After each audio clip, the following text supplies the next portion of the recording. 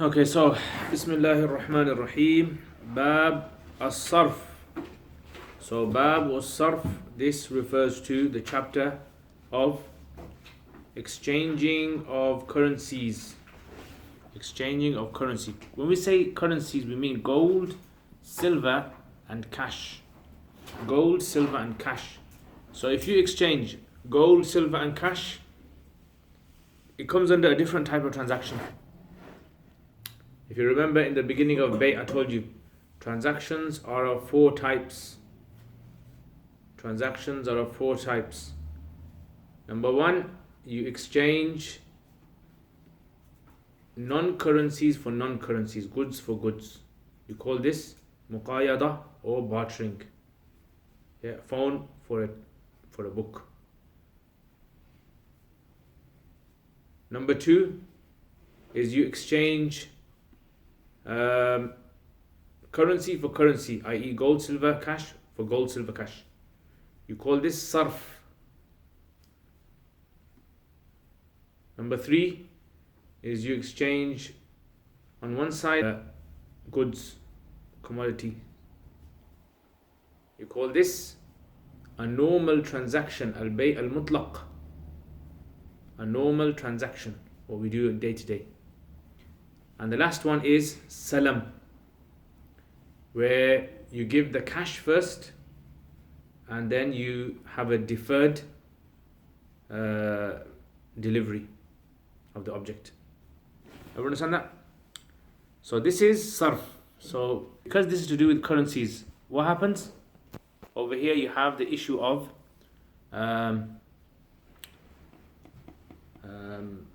riba. Riba, yeah. So there's going to be riba here. Bay. Sarf is a transaction, trade, a sale.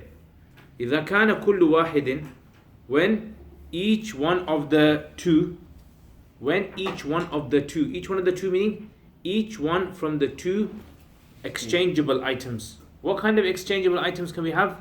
Min jinsil athman is from the genus of currency. When we say currency, we mean gold, silver, cash. These days, we don't really use gold and silver as... Yeah, people do. Yeah. Like when you go to a jewelry store and you sell something, big countries, sometimes when they sell their gold, they sell petrol. They sell it for gold, they sell it for... Or even like, America was famous for this in the 50s and, 40s, 50s, 60s, when they start selling, trading lots of gold for everything. They were buying gold and they were exchanging. Yes, that's why they're building up their gold reserves. So it still happens, but not at the same level as before. Okay, so everyone understand up to there? Right, next. فَإِنْ بَاءَ فِضَّةً بِفِضَّةٍ. So now, if a person sells on one side, let's say Shaheed has silver.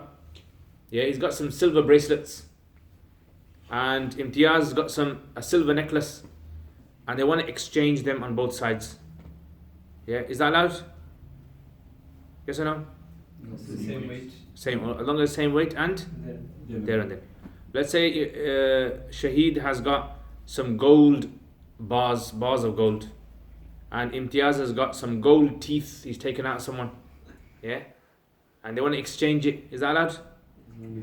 As long as it's the same amount. If there's any difference in the amount, not allowed. It's riba. So he says, أو ذهبا بذهب, or gold is sold in exchange for gold. لم يجوز, it is not allowed. What does that mean, not allowed? We just say it's allowed. Yeah, unless it's mithlin bi mithlin. It's the same for the same. Yeah. Next masla. What if they are two different genres, two different genuses? وإن اختلفا, the different qualities. So for example, like the silver that Shaheed has got is very high quality silver. Yeah, high quality, 100% silver. And the Imtiaz has got 50% silver. Yeah, so is that allowed? Yeah. Yeah, because good quality and low quality are exactly the same. Does that make sense? Yeah, so we don't look at so for example in gold, we know 24 karat gold means 100% gold. And 12 karat gold means 50% gold. Yeah. and anything less than that, then it's less than 50%. So whether you have 12 karat gold or whether you have 24 karat gold, it's exactly the same. Even if though someone might say, but the quality is different, doesn't matter. Islamically, they both treat the same. Make sense? So just checking, like for like, measurement. Measurement. Good. وَإِنْ اخْتَلَفَ وَإِنْ here means even if. Even if they two differ, both of them differ in quality and siyagha, meaning design. So let's say Shaheed has bangles that are very intricately designed. Yeah, and Imtiaz has a necklace which is not intricately designed. This is a basic necklace chain. Yeah, so these two, you can't say no, but this is more intricately designed. It doesn't matter. The value of how much effort was put into making that bracelet doesn't matter here. What matters is the weight.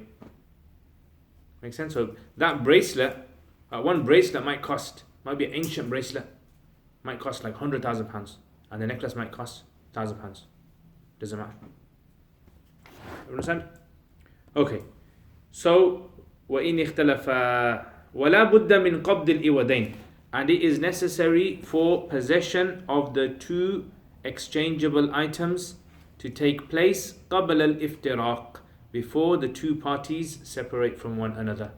So that means in this gathering they both have to exchange. If one was to walk out the room before exchange was done, transaction is cancelled. If they want to do it again, what do they have to do? Write the receipt out again and everything. Everyone got that? Okay. وَإِذَا بَاعَ الذَّهَبْ بِالْفِضَّةِ, what if it's different genre, different genus, different jints, gold for silver? Then how much can you sell? Whatever you like. Excellent. وَإِذَا بَاعَ الذَّهَبَ بِالْفِضَّةِ جَازَ التَّفَاضُلِ. Tafadul, excess on either side, is permissible. However, what's not permissible? Deferred payment is not permissible. Delayed payment is not permissible.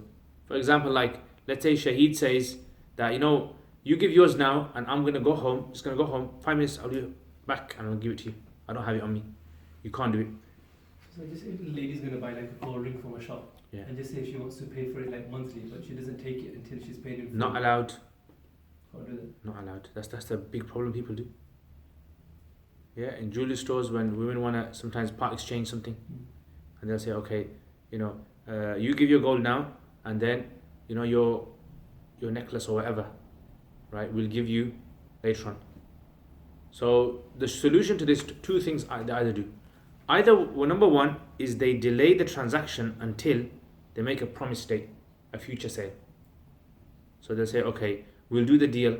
So they'll choose everything and they say, okay, we'll do the deal, we'll do the payment, everything when it's all ready. So they'll write everything down, and when it's ready, then the lady will come or the person will come and then hand over the gold, and they'll hand over the ready-made. What about taking some deposit or part payment? Yeah, that's what I'm saying. No, because that gold has to be given. Nothing can be given in exchange for it. You can't give something in exchange for it. Not allowed to. So either you do that, number one, or the second method is this. What you do is you tell them to hand over the gold to you, so you become the owner, the possessor of it. You become the owner anyway, possessor, and then you give it to them, and you say, okay, now you can design it for me. Have you got that? That's another way around it. Technicalities. Yeah. Otherwise, some places do this as well. A third thing they do. What they do is they'll take that gold as a deposit. So the transaction hasn't been done, but they'll become what is known as a trustee. Yeah, they entrust themselves. They say, look, keep this with us. Next time, when everything's ready, then we'll do the deal. So it kind of like guarantees them that all their efforts won't go to waste. Like borrowing money as well. Yeah, like that. Have you got that? Yeah. So this is basically how things are done. There was like in the past, yeah, where for example, like someone wanted to, like Birmingham, someone wanted to take money to Manchester. In the olden days, it was a dangerous route to go from one city to another because you could get robbed, especially if you got wealth with you. So these companies, this is how banks started off. The banks originally started off where you had like an institute in Birmingham, and then they would have a branch in Manchester and in London and main cities. So you go to them, you deposit your gold with them, they'll write you a receipt, and they'll say wherever you go, if you go to Manchester, right, you can pick up your gold. You can pick up gold over there. You just have to show this receipt. That's how banks used to work. That's why the money in the olden days used to be such that you go to the bank, you give your note, and in exchange for that, they're supposed to give you. Yeah, because they used to be deposit banks before. Then the banks found out that what they could do, they could also loan people's gold out. So they would write people, I can loan you this. So then businesses started. Businesses used to say, right, instead of us carrying money from one city to another, we save ourselves all the hassle. This is like an insurance policy. So we can just pick up a receipt, write a receipt from this place, and they would put a charge on there. Have you got that? So sometimes people used to do these kind of things. So like I said, if you wanted to take money if you wanted to do a transaction, someone said, like I, for example, in Birmingham, I've got this business, and brother Sajid wants to, do a deal with me, but he doesn't want to do the deal here. So what I would do is I would say, borrow me the money. I'd become like a borrower. So legally, I owe you that money. And then when you go to Manchester, you just pick it up from my agent over there. I've got an agent, employee. You pick it up from there. In other words, the exchange will be made over there. So like you're giving me here, and you're picking it up over there. So you overcome that issue of deferred payment. So see how technicality works. So you're borrowing it to me, and then, does that make sense? So this is why studying Islamic finance, like trade and sales, very important, because you learn solutions for how to solve people's problems. Yeah. So like a guy came to the Prophet ﷺ and said, in our city, the way we sell things is like this. And he said, we have these dates, and these type of dates, these low quality dates, you sell two containers of this in exchange for one container of this. The Prophet says, it's wrong. He goes, what should we do then? Because in our place, that's how they sell. He goes, what you do, your two containers, you sell them and you buy something else with it. And then you take that cash and then you buy the other dates with it. That's how you overcome this. Make sense? So, وإذا باء الذهب بالفضة جاز التفاضل ووجب التقابض. So taqabud is necessary. Now if they both separate, if the two parties separate before the conclusion of the contract, وإن افترقا في الصرف, in the transaction of sarf, if the two depart, قبل قبض الإودين, before the two items, exchangeable items, are exchanged, or before one of them is exchanged. How can this happen? Now you see, normally in a transaction, if you go to the shop and you want to buy a chocolate bar, you can actually go to the shop, say to them, I want to buy a chocolate bar. Wait a minute, I'll be back in 5 minutes. Is the transaction done? No. Yes, it's done. No, because the basic cornerstone of any transaction, the rukn of any transaction is what? Ijab and qabul. But you pay. Yeah, but if you both agree, you can give it later. Yeah, it's fine. Like if someone comes to you, phones you and says, look, I want to buy a washing machine. Yeah, what do? You got it, fine. It's fine then. So you haven't got your payment yet. They haven't got the washing machine yet, but the deal's done. In sarf, that doesn't happen. Words not enough. Ijab and qabul is not enough. There also has to be exchange of both items on both sides, not just one side. So like if you go to a currency exchange and you phone the currency exchange and you say to them, look, I want to buy some dollars. Yeah, I want to exchange £100 for dollars. That's fine. Yeah, £140. $140 for £100, for example. What happens? It's not done. Legally, it's not done. It's not binding. Whereas if you were to order a washing machine and you're doing it like that, it's done. Makes sense? So exchange has to be done. Yeah, money has to be exchanged. So these kind of, big problem that nowadays we have is online currency exchange that people do, forex exchange and these kind of tradings. So spot sale is fine if you sell on the spot and exchange there and then. And the ulama have said that because bank transfers, they take a few minutes to transfer. That's kind of overlooked. But if it's like a whole day or 2 days for the money to exchange, that's a problem. This is why a lot of forex exchange is not allowed. And even the forex exchange, they try to come out with the Islamic, compatible, compliant kind of product. Yeah. Basically where you just say if you're going to order some euros in the post office, so you can do it online, but they take the money then, and then they'll send it to you. Okay. But it's not obviously sent to you. It might take 1 or 2 days to come to you though. Okay. But you've already paid that amount. Yeah. So that's not allowed. Yeah. I mean, again, if there is no other way, then that is something. But the forex exchange, what happens is, when you buy something, and then there's like several other problems with it anyway. But then if you want to sell it, you haven't taken possession of it as well. So there's another problem there as well. But generally, you're not supposed to. If you can go through some other way, then you have to exchange it some other way. Yeah, but through bank exchange, this is kind of overlooked by many scholars today. So you would send him money abroad following this as exchange. You're not exchanging, are you? What are you doing? Because you're giving the money sterling to the bank is then giving taka to. So is it done? Is it done between?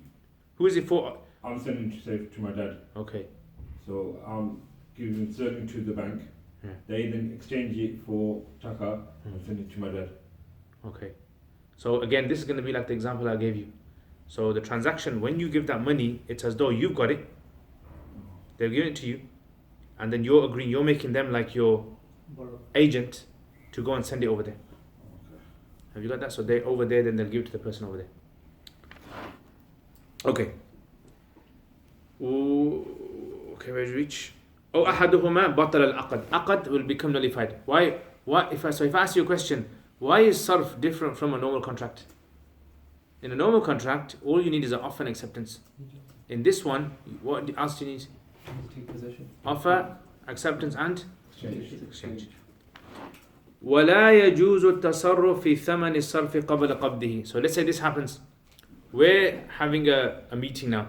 We want to exchange large amounts of cash for large amounts of cash. So we're talking about it now. Maybe our meeting might take about an hour or so. So we've all decided that we're going to be doing this transaction. We've agreed that we're going to exchange. The only thing left is what? Handing over the money now. Before the money is handed over, is one of the party, like let's say Shaheed, he wants to exchange £1,000, right? And $4. So before the exchange is made, can Shaheed go and start dealing with that money that's not received yet? No. Can he go and deal with that? No, why can't he deal with that? Yeah, he hasn't. Remember we said possession is very important. Why is possession very important? Because possession is liability. When you're possessing the money, you are now liable for it. If you haven't received it, you're not liable. If you're not liable, then you can't make another person liable.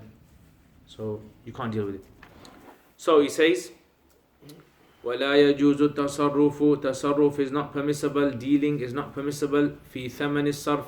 In the exchange, in the price of the sarf, in the thing that you're supposed to get. قَبْلَ قَبْضِهِ. Before possession. Everyone understand today? Okay. Okay, next now. Look at this. Let's say, for example, Shaheed has a bag full of silver items, chains, necklaces, earrings, rings, yeah. He's got loads of these. He's bought them. Over the years, he's collecting them. Now he's deciding to sell them. How much is in there? He doesn't know. He hasn't bothered to weigh it. And Imtiaz has got loads of gold teeth, yeah. Lots of gold teeth. He doesn't know how much they are, but he's got like a bag of them. So, can you sell in a gross amount? You don't know the exact amount, but it's just gross. Yeah, it's just approximation. Gold for silver. Gold for silver. Yeah. Yeah. Why? Because you're allowed to sell different. But what's the condition? There and then. There and then. What if it's the same genus? No. And why? Because it's not the same amount. Yeah, because most likely it won't be the same. What's the likelihood of them being exactly the same? Coincidentally. Yeah, very unlikely. وَيَجُوزُ بَيْءُ الذَّهَبِ بِالْفِضَّةِ مُجَازَفَةً. Yeah, like same thing is like with this. Let's say there's two guys, and you know sometimes you come back from a foreign country and you got loads of foreign currency. Yeah, you've been to Saudi, you got some riyals, or you've been to Europe, you got some euros, you got loads of like euros, coins and stuff in your pocket, and you say, and someone's going there anyway, and you say, you know what, yeah, I got loads anyway, and they go, okay, just give me, I don't know, give me £10 and take these. Yeah, is that allowed? Yeah. Why? They're different. Because they're both different. So different. Yes, because they're both different. They're both money. But they're both different in genus, aren't they? Like gold and silver. They're treated, currencies are treated differently. So each currency is a different genus. So how do you? So on that thing, then you can do different amounts for different currency. Then Yeah, that's how we deal, don't we? When you buy currency, you don't buy the same amount, do you? no, but then you say you can give 100. You say you give £100. You can only get £80 worth back then or something. Right. Whatever the price is, you're gonna get for that. I thought all money is going to be the same as in the same genus. No. Different. So how did you translate mujazafatan? Mujazafatan, an approximation. Yeah, gross amount. Gross. It's called gross sale. Read the books. They call it gross sale. GROSS sale. Everyone understand that? Yeah. However, if for example, like someone comes to the bus stop and says to you, "Oh, have you got change for £5 note?" and you go, "Oh, I've only got £4.50." Is that allowed? No, that's not allowed. Yeah, not allowed. That kind of transaction. Riba. Even if you forgive £50, it's not allowed. Does that make sense? Yeah. Okay. Do you know in Asda when you get the £1 coin back from the trolley? One day I went to put it back, but then a woman was there and she needed, I don't know, maybe she didn't have £1, so she said, I have change. And then I gave her the £1, she gave me £1.20 and she said, here's another 20p. But I thought that was a gift, so it's okay. No, not allowed. Because that's in exchange for that. If she gave you that and then afterwards said, transaction done, then after that said, here. Need to find it. Yeah. So now that 20 pence is giving charity. Mine is my friend's. Yeah. Okay, I'll tell him this one. Yeah. It's giving charity. Because these things happen, you don't know. It's fine. These things happen. The thing where, for example, like is the scholars say this kind of thing is permissible is when you borrow someone money. So if you borrow someone money, and then like let's say you borrow someone £10, and then a week later or a month later, you give it, you can receive it back, and then they say, you know what, have £15.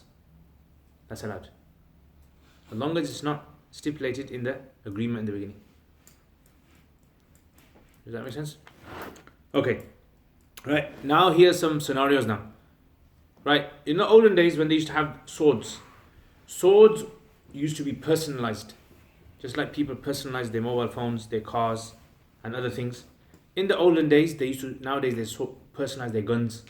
So if you go to places like Pakistan and these places, they'll have like their special things tied to it, or designs done to it, just to personalize it, put their names into it. So in the olden days, when they used to have a sword, the blade was known as the safe, the blade, and then the handle that used to hold used to be made of precious metals, like silver or something else. Yeah. So let's say, for example, I have a sword now, right, and I'm selling this sword to Siraj. This sword is made of two parts: silver. It's got silver in there, and it's got the rest of the metal. Maybe it's got some other leather and some things in there. Now this handle, the silver, if he's going to give me silver, how much silver does he have to give me for the transaction to be valid? Equivalent. Just a little bit more than what silver is. Very good. He's got to give me the amount of silver that's in this and a bit extra for the rest of it. Does that make sense? So there's three scenarios that can come out of this. Either, let's say for example, this sword, it has 500 grams of silver in there. Yeah, 500 grams of silver in there, and the rest of it, the rest of the sword is made from other metals. So he has to give me silver, but there's three scenarios. Either he gives me 400 grams of silver. Yeah, 400 grams of silver. Number two, he gives me 500 grams of silver, exactly the same as this. Number three, he gives me 600 grams of silver. Which one of these is valid and which one of these is invalid? 600 valid, other two invalid. 601 is valid. Why? Because the 500 is equivalent to the 500 here, and the rest of it, which is 100, will be for the sword. Yeah, and that's fine. What about the other two? They're not valid. Why aren't they valid? Because if the silver he's giving me is 400, that means there's definitely more silver he's getting on that side. Yes. So it's like giving £4 and getting £5 exchange. Not allowed. And if it's equal, the silver for the silver is fine, but then what about the rest of the items? Excess and interest transactions are where there's a surplus on one side. So isn't that classed as a different metal? So that Yeah, so there has to be something in exchange for it. Oh, okay. There has to be something, at least something in exchange for it. Even if it's a small amount, there has to be something. Everyone understand that? Okay, so look. وَمَنْ بَاءَ سَيْفًا, whoever sells, like I sell a safe, sword, muhalla. Muhalla means it has ornament on the handle. Yeah, it has precious metal. بِمِئَةِ dirham, in exchange for 100 silver coins. وَحِلْيَتُهُ 50 dirham, and the amount of jewelry, amount of silver in the sword is equivalent to 50 dirhams. Yeah, so he's giving me 100 and in here is 50. Is that allowed? No. Yes, it's allowed, isn't Yes, it? it's more. 50 for 50. Oh, okay, yeah. فَدَفَعَ مِنْ ثَمَنِهِ 50 dirham. But what has he done? He's only handed over 50 yet. He only handed over 50. Supposed to give me how much? 100. But he's only handed over 50 to me. The rest of the 50 he's going to give me later deferred. Now normally in sarf, can you do deferred payment? No. No. But because the 50 for 50 is the sarf, and the other 50 for the rest of the sword is not sarf, it's a normal transaction, that can be deferred. Does that make sense? So, فَدَفَعَ مِنْ ثَمَنِهِ 50 dirhaman, and he hands over from the total price 50 dirhams cash immediately, and 50 is going to be deferred. جاز البيع, this transaction is valid. وكان المقبوض من حصة الفضة, so even if he doesn't say it, but the amount of 50 that he gave, automatically we're going to assume it to be part of the silver, even if he didn't say it. Why is this for? The reason for this is because there's a rule which is, as a Muslim, we always try to make a Muslim's contract valid as possible. We always try and find a way, Islamically, how this transaction can be valid, so that a Muslim's transaction doesn't become void. So even if he doesn't say, this 50 is exchanged for the silver, and the other 50 exchange, he doesn't say that, but we automatically assume it.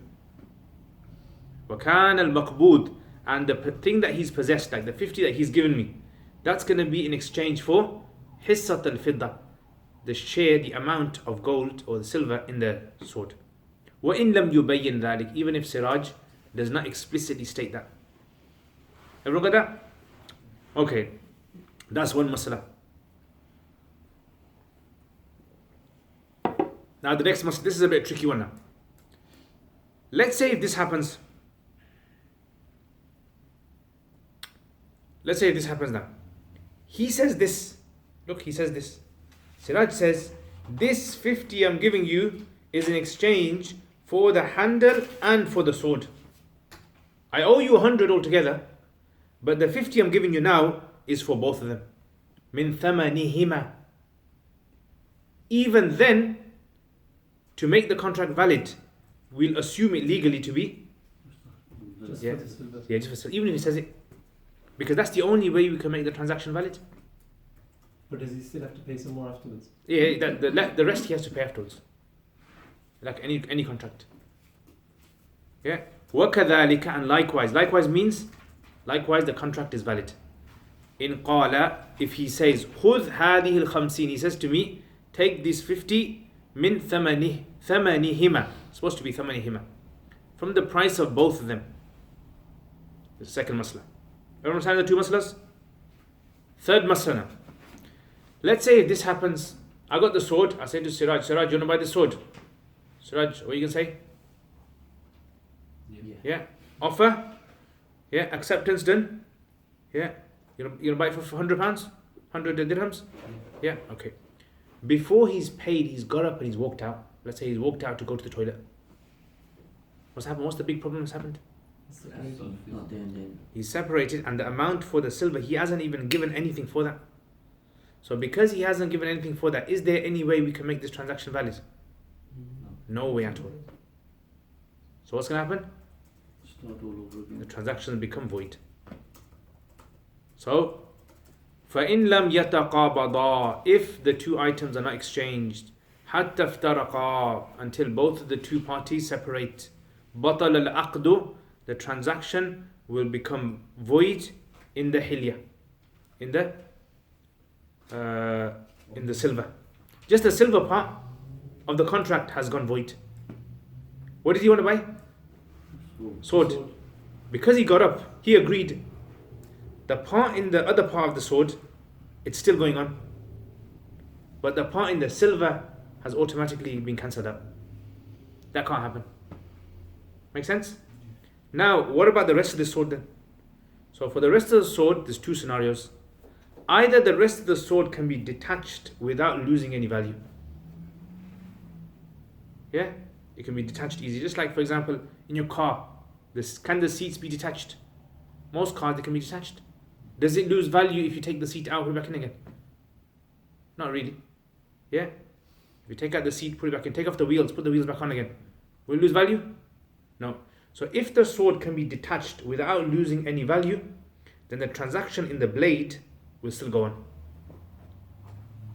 But if the sword has to be broken and it will affect the value of the entire sword, then what happens? Even in that, the transaction nullifies.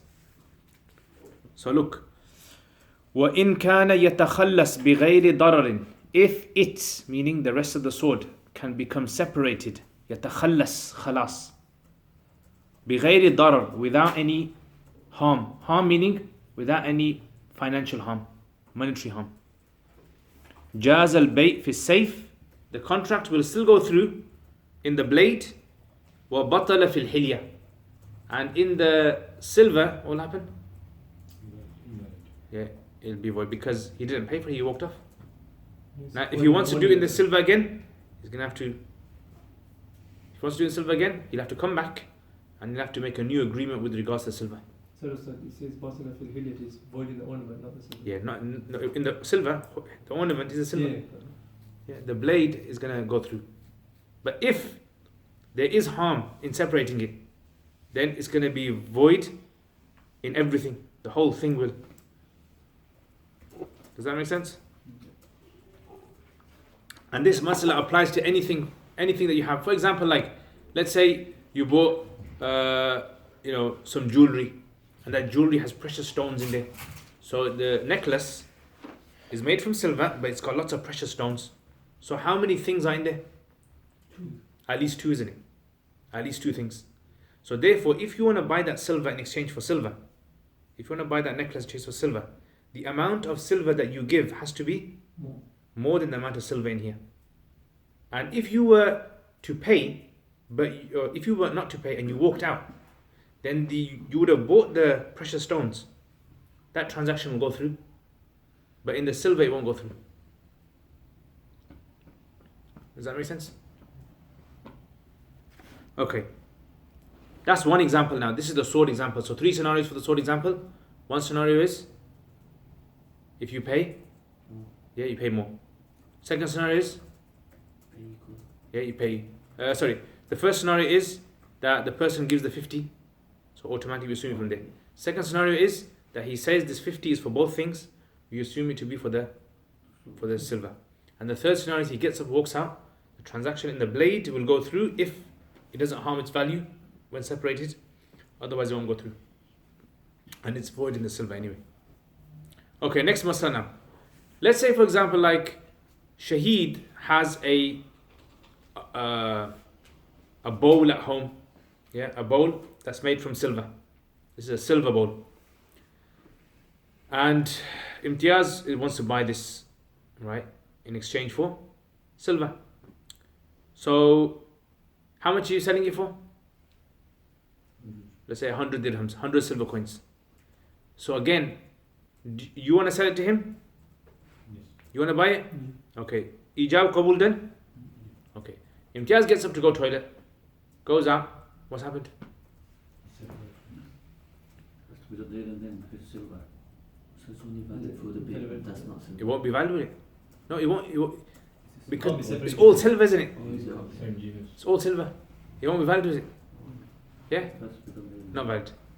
Let's say he paid 50. He said, okay, here's 50. Wait a minute, let me go to my car. Let me get some more money. Yeah? So he's paid 50. Gone down to his car to get some more money. What's happened? not valid. Huh? He separated before. Huh? But see, the difference between this one and the sword one was he didn't pay anything. He just agreed. And you went to the toilet.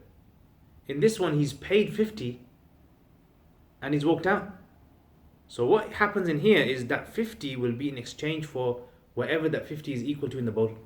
The hissa of it. The hissa of it. Very good. The hissa of it. So 50%, he'll become 50% of the owner of the bowl, and the other 50% will belong to the other guy. So he's become Joint. like joint partner. Why is this for? Because it can't be separated. If you were to cut that bowl, what's going to happen? You lose the value. It's going to lose value, especially if it's an old ancient bowl. So look at this.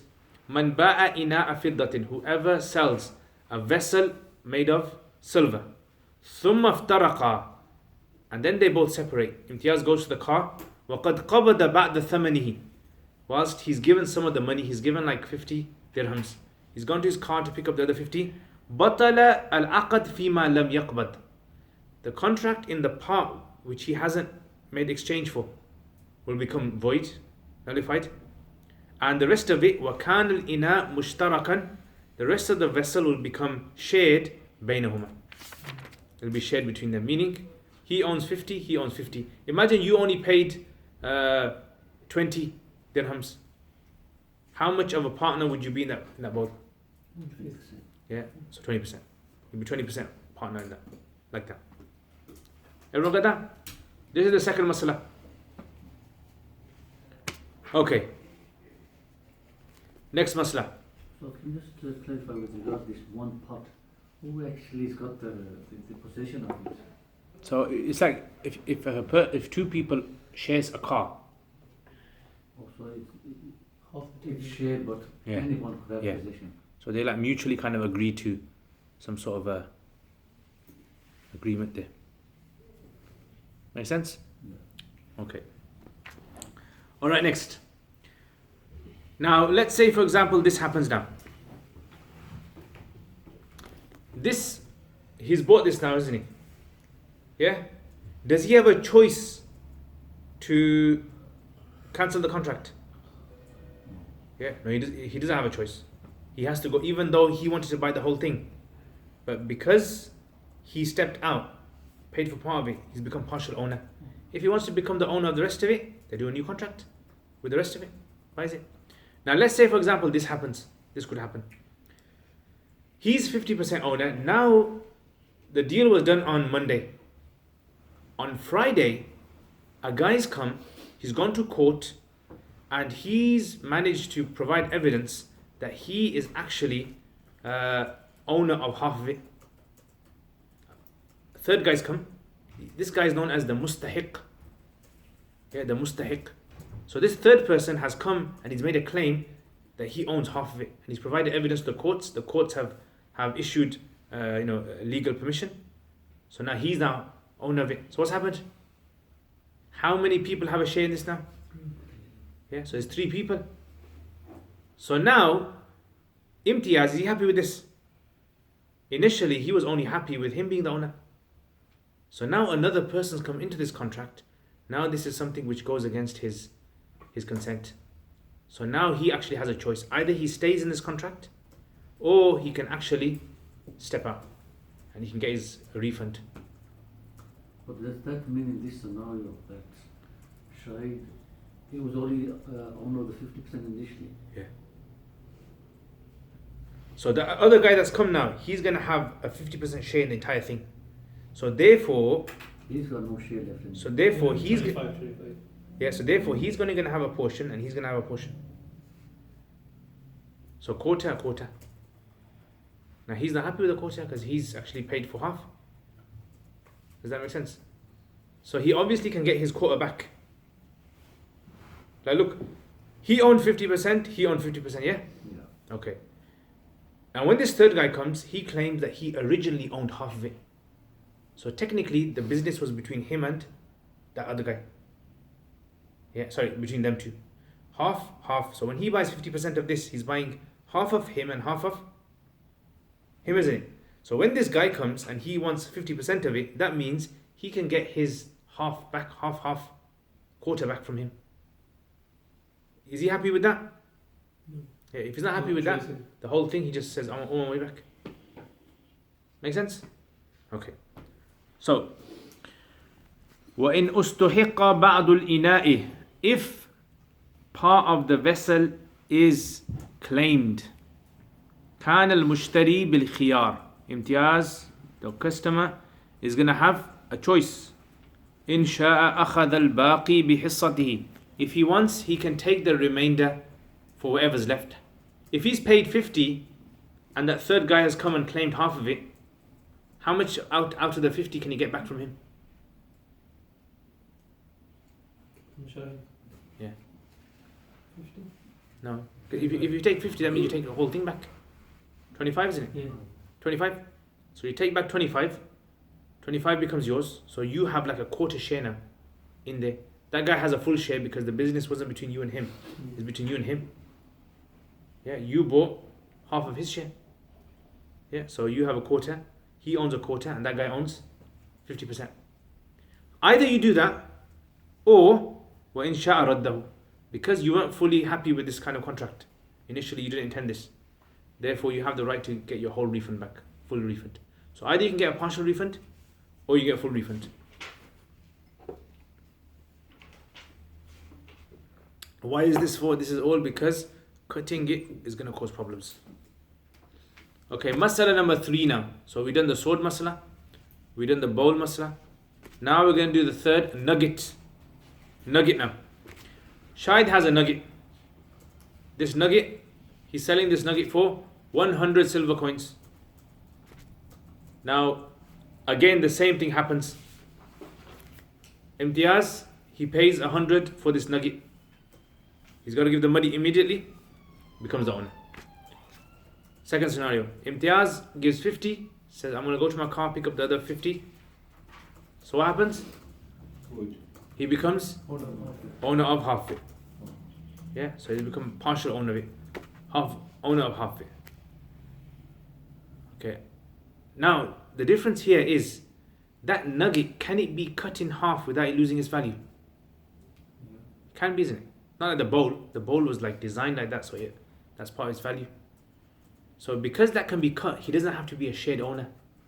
He just cuts his amount and he walks away. Make sense? Scenario number 3. Right? Let's say, for example, a third person comes, say he's paid 50. A third person comes, he makes his claim, provides evidence to the courts, and he owns half of that nugget now. Now what's going to happen over here? Remember the previous one, he had a choice. Either he takes a partial refund or he gets a full refund back. Takes his quota. Yeah, here you don't have a choice. You just take your quota. Yeah, you get a partial refund from him, take your share, and that's it. You can't take your full money back. Because cutting it will not affect it. The only reason in the previous one we said you get a full refund is because cutting the bowl is going to harm the value of it. So, فَاسْتُحِقَّ وَمَنْ بَاءَ نُكْرَةً فَاسْتُحِقَّ, whoever sells a qit'a, a small piece of nugget, فَاسْتُحِقَّ بَعْضُهَا, and some of it is reclaimed. أَخَذَ مَا بَقِيَ بِحِصَّتِهِ, Imtiaz will take whatever remains. Yeah, partial refund, he gets that. وَلَا خِيَارَ لَهُ, but he doesn't get a choice. Why doesn't he get a choice? Separate. Yeah, because it can be easily separated without it losing its value. Does that make sense? Should we stop there? Stop there because I think your brains are overloading. So, can I ask you a question? I was beaten last time.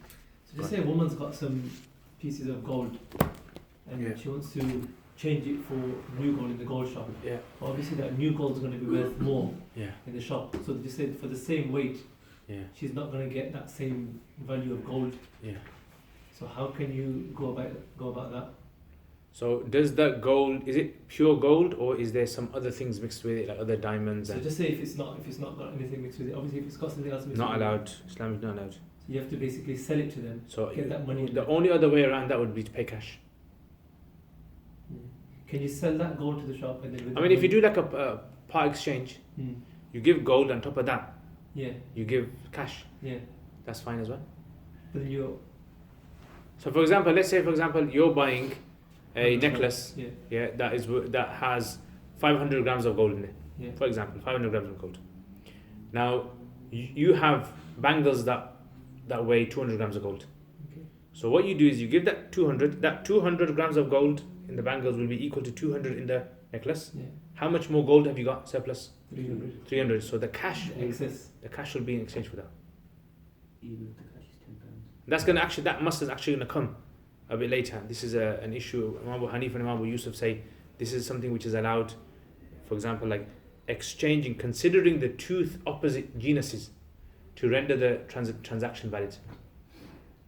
Even if like you don't say to the jeweler store Yeah. that this Excess 200 this, is for them. Even if you don't say it, to make the Muslim's contract valid, Imam Abu Hanifa and Imam Abu Yusuf allow it. So like, you said like 24 karat gold. Yeah. Let's say you've got a kg Yeah. of it, and then you've got 12 karat gold, Yeah. 1 kg. But they consider the same. So if you were swapping those, Yeah, not allowed. oh, that's not allowed. Not allowed. So what was the point about 24 karat and 12? Because we said low quality and high quality is the same.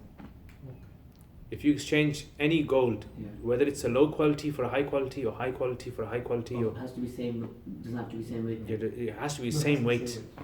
So that's why they said 24 karat is high quality, Yeah, 12 karat is low so quality. equal amount. It has to be equal So amount. they're both 1 kg each. Yeah. Then it's okay. It's allowed. But in today's day and age, nobody's going to exchange it. So you're saying to go around that, swap it into cash, Yeah. and then Yeah. carry on. Swap into cash. So Prophet said But the today, day. I mean, it could be someone could, for example, like someone might have 12 carat gold necklace which is designed such amazingly Mm. and it has a high value, and they might exchange it for. Possible. And just to verify, when it comes to precious metals, so like platinum and things like that. No, they're treated as just commodities. Yeah. So all of what we've spoken about, that you can delay payment and you can get a deposit and you can put that on platinum jewelry if you want Yeah. to. Could do with that if you want. Just pure gold and silver. The only ruling applies to and the and cash. giving goods first and then taking the money Yeah. after. So that contract only becomes valid once. Yeah. So deferred payments in a surf transaction is totally not allowed. Absolutely. Yeah. So in just goods, when it's goods, it's not served. Yeah. In goods, in salam, it's allowed. Remember. No, but in Salam, aren't you giving the money first Yeah. and then the goods later? Yeah. So deferred goods. You're getting deferred. What are you talking about? I'm talking about if I give you the goods Yeah. and then you pay me money after. Are you happy with that? Yeah. It's credit. It's fine. Okay. Yeah. But Remember, we said that's in the contract. Bayt. We said in Bayt Yeah. that you're allowed to give the thaman hal, and you're allowed to give the thaman muajjal. You can give it now, and if the shopkeeper's happy with it, you can give it delayed. You go to the shops, you say, "Is it okay if I pay tomorrow?" That's fine. That's credit. And that's a contract. So It's a contract. Yeah. Because in those contracts, all you need is ijab and qabul. That's all you need. Everything else is secondary. And you said you can give gold one place Mm. and then you can collect later in another city. Mm. So back in the days, would they take money for that, or was that just allowed? If for a service, it's possible. Yeah, you can. Oh, okay. Anything else?